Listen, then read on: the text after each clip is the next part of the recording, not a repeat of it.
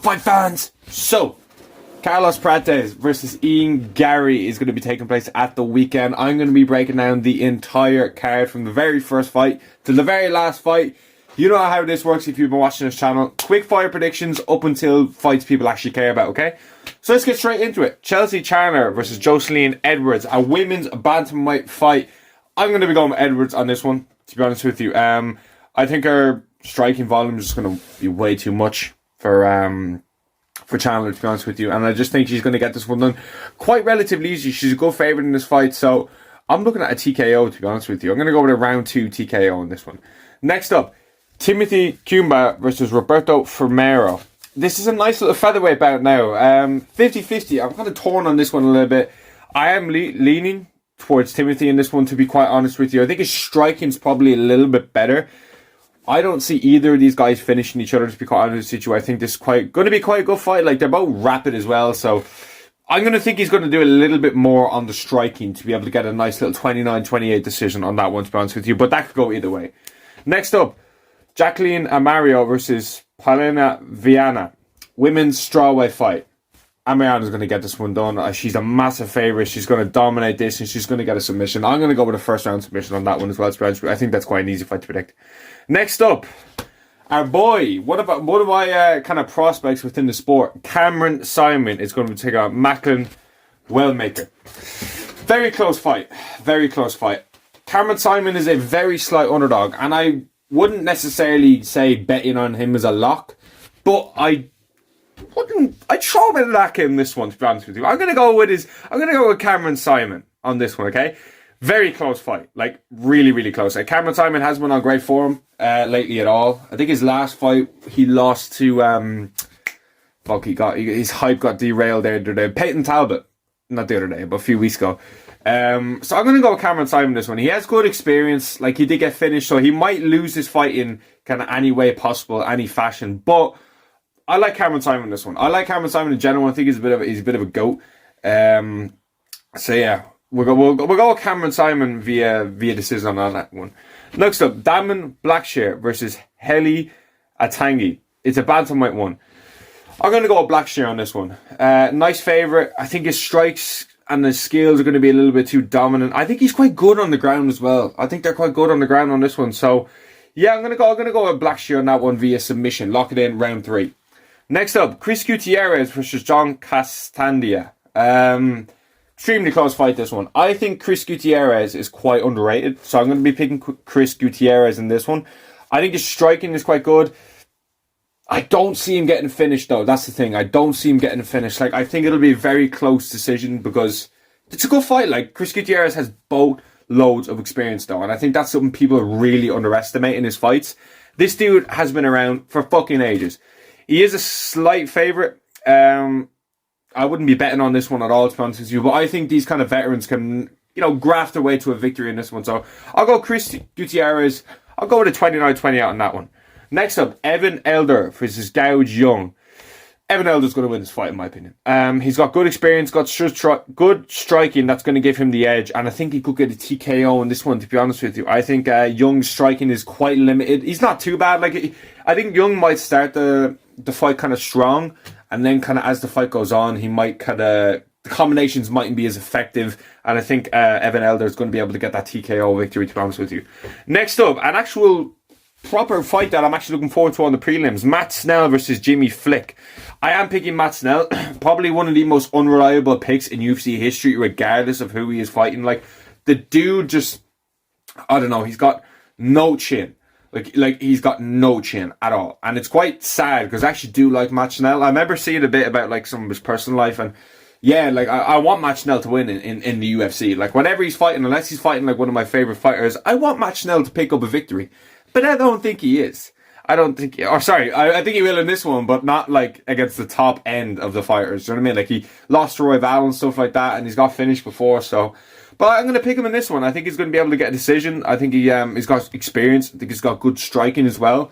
So Matt Snell, 30-27, is going to be a good one to lock in there.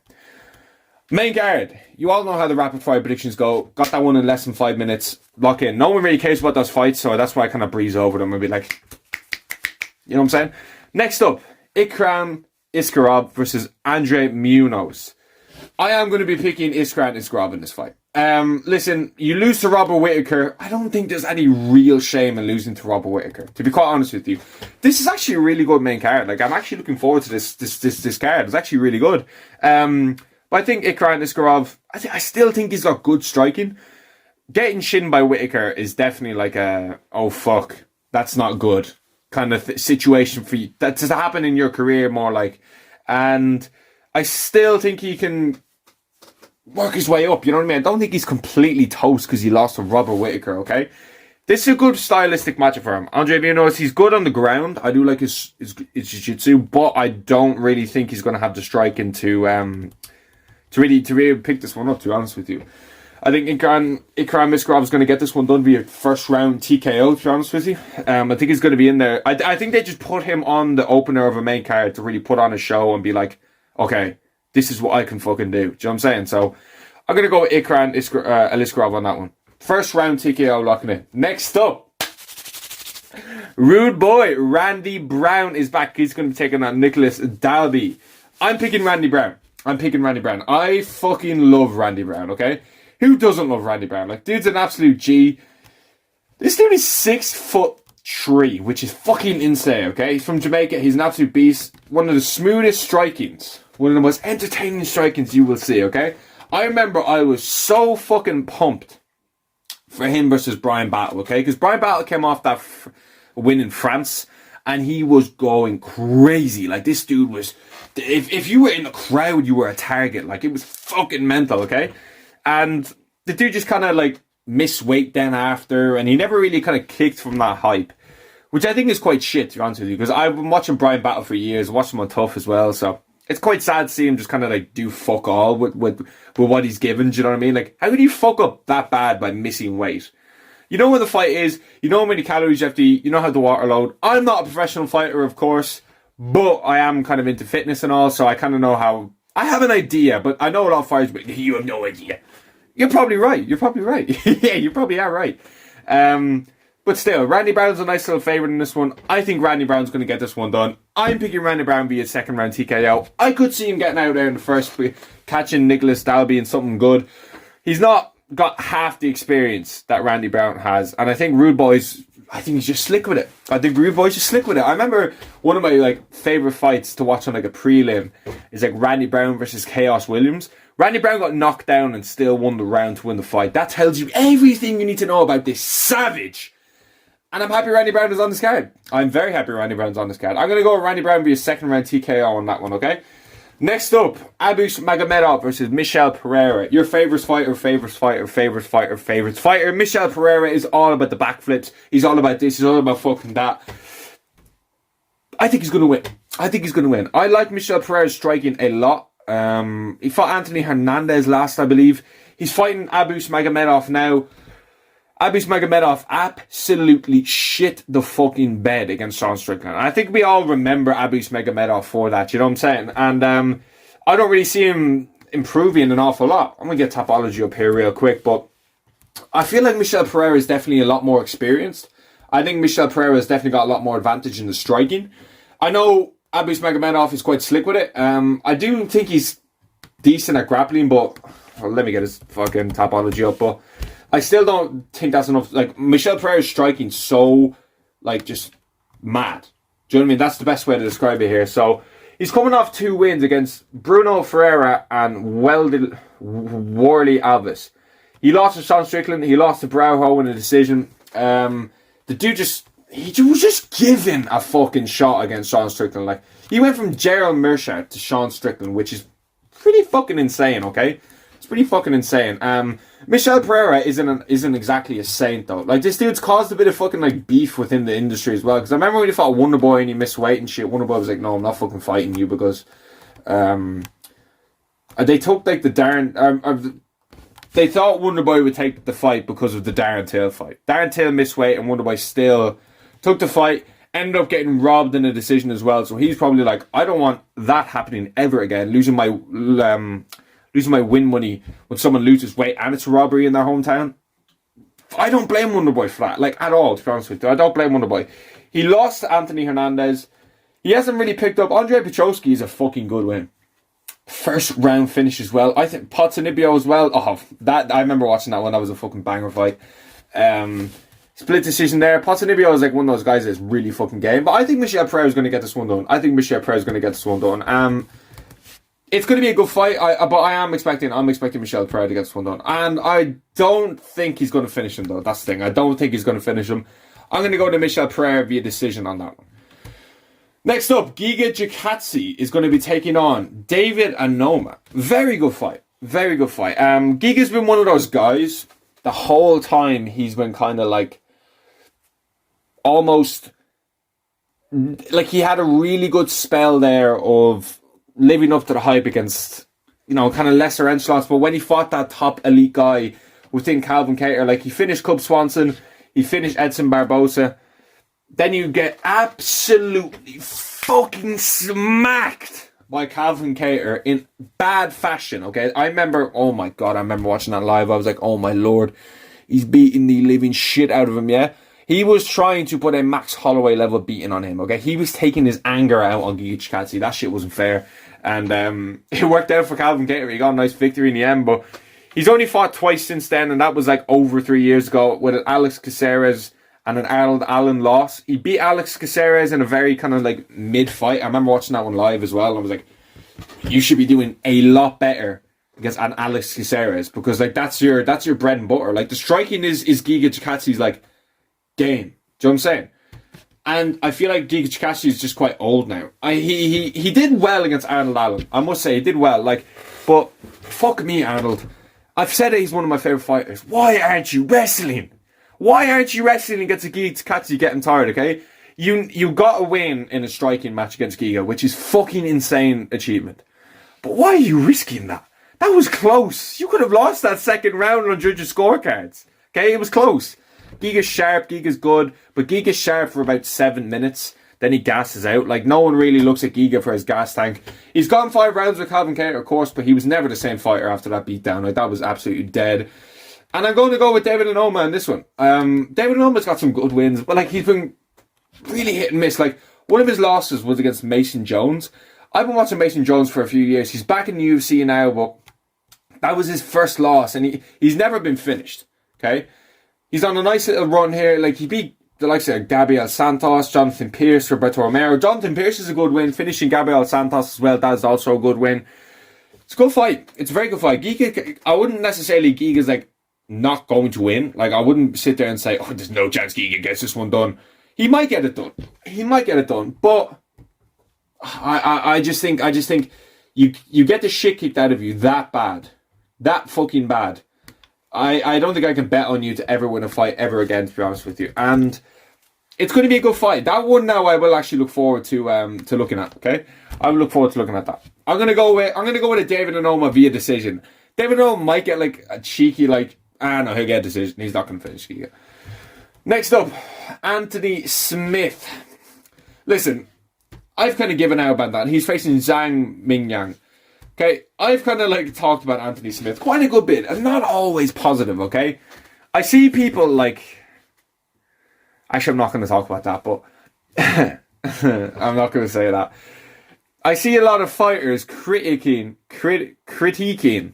MMA YouTubers and stuff like that. I'll leave it at that. You all know what I'm talking about. It's nothing personal against Anthony Smith. I just don't think he's that good of a fighter. Okay, it's not like Anthony Smith is going to see this video and be like, oh, let me tweet about this. No, obviously I'm a massively small channel, but I'm going to say what I think. And I just don't think Anthony Smith is that good. TJ Dillashaw went at him. He was like, bro, he just quits and stuff like that. I'm not going to go at him like that, but like, you've lost to Glover Teixeira, you've lost Alexander Rakic, you've lost Ankalaev, you've lost to Johnny Walker, you lost Khalil Rountree, you lost to Rome Delizzi, you lost to Dominic Reyes. What an absolute stud for taking those fights. First of all, he's 13-11 in UFC, so the dudes literally have fought anyone. He doesn't give a shit. So Anthony Smith definitely deserves credit in that department, okay? Like, this dude is a fucking stud, and I don't want to see, like, I'm bashing Anthony Smith to where, like, oh, he's so trash. Like, the dude will fight anyone, and I think when he steps away from the sport, which I believe this will be his last fight, because he's going to get absolutely fucking mauled, I do believe that he will look back and say, he even fought, like, John Jones and stuff like that, you know what I mean? Like, he's fought everyone.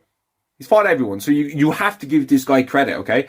Credit where credit is due. And I will give Anthony Smith credit here that he's fought anyone. He doesn't care what ranking you are. He doesn't care who you are. He had the opportunity as well to say, I can't continue against John Jones and wrap that fucking shiny belt around his waist. And a lot of people have been, he's a fake champion. I wouldn't give a fuck, man. If it's the difference between me making like $1 million to $2 million compared to like 200k to show and 200k to win in the title fight, are you better and pay-per-view points because I'm the champion? I am taking that every single day. There ain't a day that goes by I'm not taking. But I do kind of think Anthony Smith is going to lose. He's definitely going to lose this fight, okay? It's kind of like a I'll see you later alligator kind of thing. He's not going to be ranked after this as well. He finally gave up on his dream of being champion, which is sad. Like, I shouldn't have said finally gave up, but he came to the realization that he had his opportunity with like the John Jones and like I said, walking out with that belt. And listen, man, there's a reason there's only one champion. Like, do you know what I'm saying? Like, it's fucking hard thing to do. To be a UFC champion is like next level shit. Like, you want to be a fucking savage to do that. And fair play to Anthony Smith for getting through a championship fight, okay? And he didn't get finished by John Jones. As much as he just kind of rolled over and was like, I'm just going to fucking... Yeah, we don't need to talk about that. But I respect Anthony Smith. He's funny to, like, a lot of people just don't like Anthony Smith. And, like, which is fair enough, you know what I mean? Whatever, but I'm gonna go with him getting finished in the first round. TKO submission, I just think he's gonna get finished, okay? Next up, main event time. Ian Garry, Carlos Prates. So I actually made a video on this yesterday, okay? But I kind of thought, I talked a lot about the fight itself and stuff like that, but I want to kind of talk about the division itself along with this fight, and I kind of thought a little bit more about it. I am picking Ian Garry to finish it. I genuinely think Ian Garry is going to win this fight. Now, the finish, I'm like, oh, okay, it's 50-50, but sometimes you got to make bold predictions. Okay? And there's a good few people picking Ian Garry. There's a good few people picking Carlos Prates. This seems to be kind of one of those things that's kind of down the middle. But there was a thing I saw on Instagram today, which actually just kind of like made me be like, whoa, what the fuck? So Ian Garry posted like a video of Carlos Prates just quitting in one of his fights, which is fucking insane. I can't remember what fight it was, but he just literally waved to the ref. He was like, no, like, I'm done, which, you know, I see what Ian Garry is doing. Okay, so I'm not in a position to call anyone anything like that. Okay, I'm not in that fucking cage. What I saw, he did give up. Like, it's facts, but we don't really know. Like, look at Charles Oliveira as a good example. Charles Oliveira is the best example that you're going to get. To be honest with you, that how you can change the fighter. I also do believe, like, if it's in there, it's in there. Do you know what I mean? Like, some people never ever even show a sign of quitting. Some people quit on the stool. Some people give up, you know, without actually saying to the ref. They might go down with a body shot and, like, they could have continued. But there's different ways of quitting, is what I'm trying to say. He literally waved off and went down. Now, I don't know how long ago that is. There's a few losses that are like 10, 12 years ago. Maybe that was one of them. But I see what Ian Garry is doing. Ian Garry's playing a massive mental warfare, because now that's going to be a question that I am actually intrigued to see. What happens because we see Carlos Prates' record. What first round TKOs, second round TKOs. Okay? I said this in my preview as well. I said this. I nearly pulled a muscle in my bicep. I said this in my prediction. The fourth and fifth round, he will not be the same. Smoking 10 to 15 cigarettes a day. Is going to affect your physical fitness. It is a fact of life. It is a fact of life. You ask anyone. Ask any smoker as well. It's a fact of life. And Ian Garry went 5 rounds with Shavkat on short notice, no problem. I have zero doubt Ian Garry will ever gas out in a fight in the near future. Okay? I don't see Ian Garry gassing out at all. So the gas tank advantage 1,000,000% is with Ian Garry, okay? I think Ian Garry's also fought the better competition. I think it's a fact. He's fought Shavkat, Jeff Neal, even, I know they both fought Neil Magny and they were very different fights, but I think even like Gabe Green and all are You know, Trevin Gillies is a good win for Carlos Prates coming up, especially his second round finish. But he had good fights with like Darian Weeks and Gabe Green. Like, as much as you should be breezing them, they're still good fights to have quite early on. I think Ian did very well with his fight selection, okay, without becoming like a Sean O'Malley to where he's fighting like, what was that guy's name? Chris Moutinho? And he did better than Aljamain Sterling, which fucking no sense.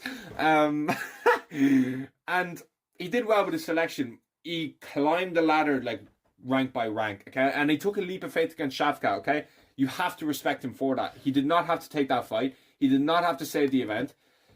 But we need to stop acting like Ian Garry did massively well in that fight, okay? We need to stop that, man. He lost, and he clearly lost. He took his back in the 5th round.